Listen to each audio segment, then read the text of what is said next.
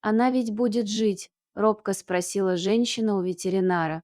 Будет, но не больше нескольких часов, вынес свой вердикт врач. Услышав эти слова, которые никак не получалось идентифицировать. Мы не сдались, тем более, что и сама цыганочка не собиралась расставаться с жизнью так просто. Собака боролась за каждую минуту, за каждый час своей жизни. Дважды она была на грани, но нам удавалось вовремя найти для нее доноров.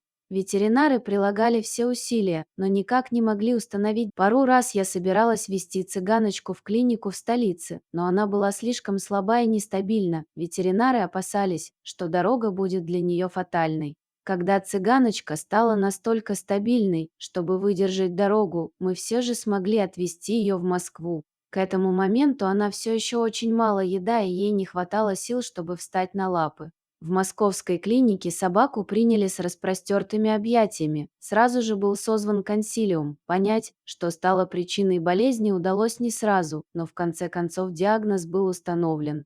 Цыганочка отлично вела себя в клинике. Со временем она начала доверять Оле, куратору, которая навещает ее и других наших подопечных, которые лечатся в Москве. Девочка привязалась и к сотрудникам клиники. Всего за месяц лечение принесло отличные результаты. Врачи смогли вырвать цыганочку из зла смерти. Она практически вернулась к полноценной жизни. Лечение еще не окончено, но врачи уверены, что цыганочка будет жить. Пока она не проявляет особой активности, но постепенно привыкает к нормальной жизни, учится гулять на поводке и социализирует.